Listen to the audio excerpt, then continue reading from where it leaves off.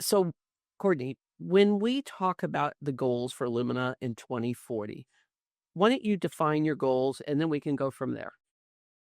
Great. So last year, Lumina set a new national goal, and the new national goal is by 2040, 75% of adults in the labor force will have a degree or credential that leads to economic prosperity.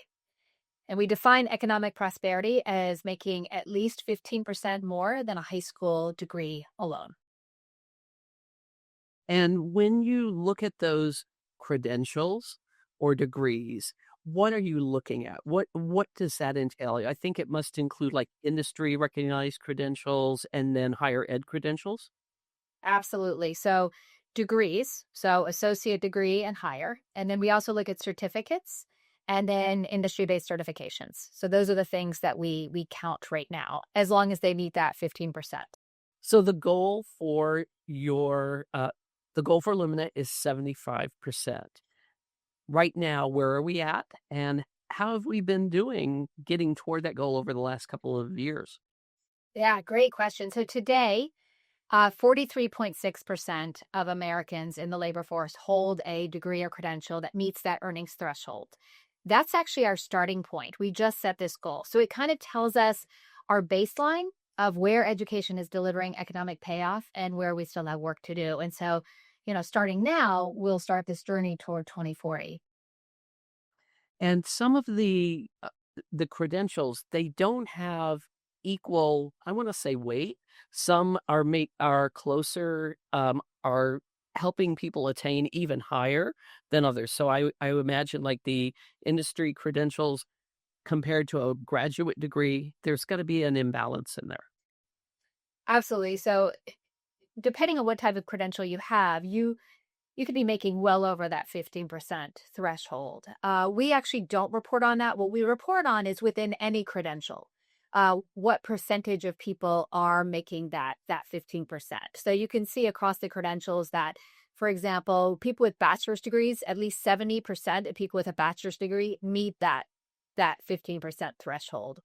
And probably more. Right now, we just use that as the minimum as long as somebody's making at least that. But we know from other research that somebody with a bachelor's degree is making well over 15% over a high school degree alone. Is there difference from state to state? Yeah, another great question. So, in our Stronger Nation site, so it's an online tool that where we are transparent about the goal, we're transparent about the data, and we report on the national source. So, where are we as a nation? But we also report on where every state is toward this goal, toward this 75% goal.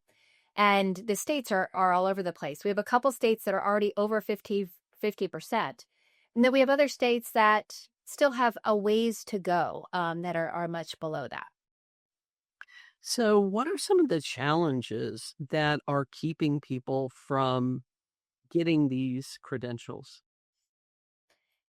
I think there are a number of things. So, first of all, you may have read in stories lately that Americans are losing confidence in higher education.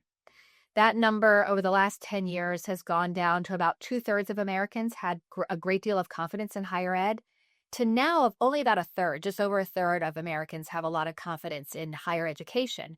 And one of the reasons is they think it's too expensive, so that's a barrier. They're worried it's too political, and they're not interested in going because they don't actually think it's going to lead to a good job. And that's a lot of the reason why we set this new goal for the nation, because the conversation is not just about access to college anymore. And it's not just about attaining, it is about value. People want to know that education after high school is actually going to lead to a better job, higher earnings. And so that's what this goal and Stronger Nation along with it are designed to answer.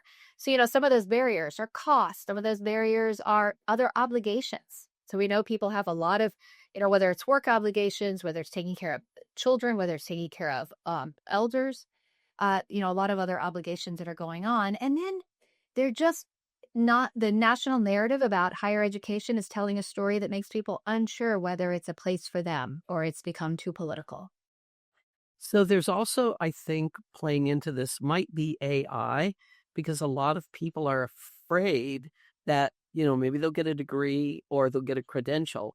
And technology is changing so quickly that it won't be enough? And should they even put that money in there? Should they even put that time in there?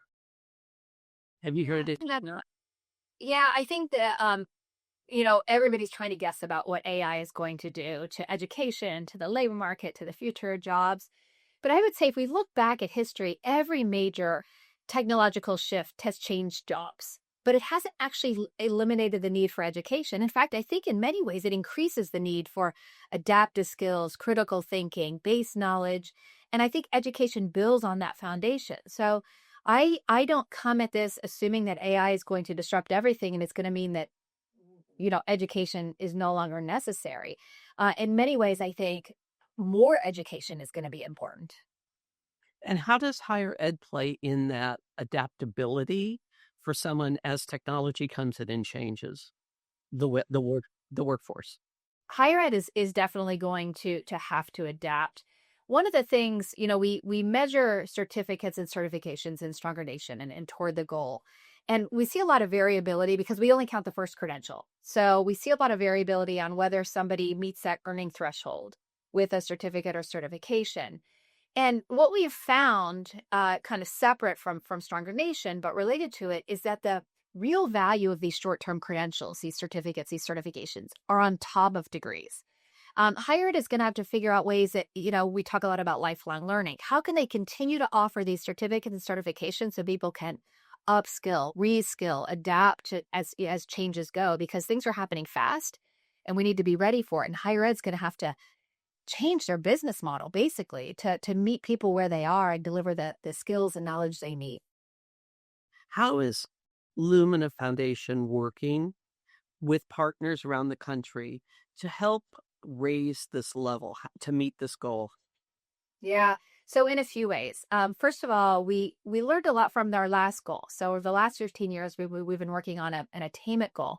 And one of the crucial factors in making the incredible success we made in the attainment goal, moving from 39% to about 55%, was that states play a really important role in this. When we set that goal in 2009, one state had an attainment goal.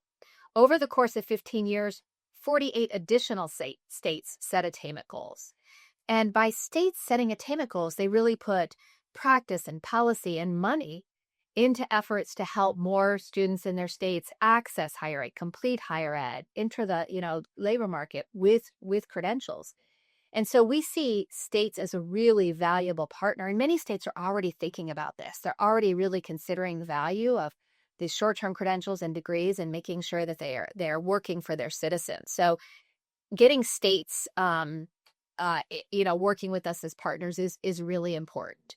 And, using things like Stronger Nation data and other data to then do a deep dive. And, we work with our partners to let's do a deep dive on what are you offering and do those what you're offering, these skills, training, credentials, are they actually related to the job market? Making sure that people do have a pathway because that's what people are going to college and getting credentials for. I think that's where employers could be a really big part of this because they need to signal. We say this all the time, jobs are local. So they need to signal in their state, in their community, what jobs are needed and the skills that are needed. A lot of people like to stay near their home. Yeah. It's interesting because I feel like we've been having the same conversation for so many years. Like employers and higher ed need to get together and work together. And I think they talk past each other a lot. Employers don't trust higher ed can deliver. Higher ed doesn't think employers are being direct about what they need or thinking future. But you're absolutely right. Like communities need to think about this. This is not one person's problem to solve. It's, the community, it's the state that really needs to think about this and bring different partners together.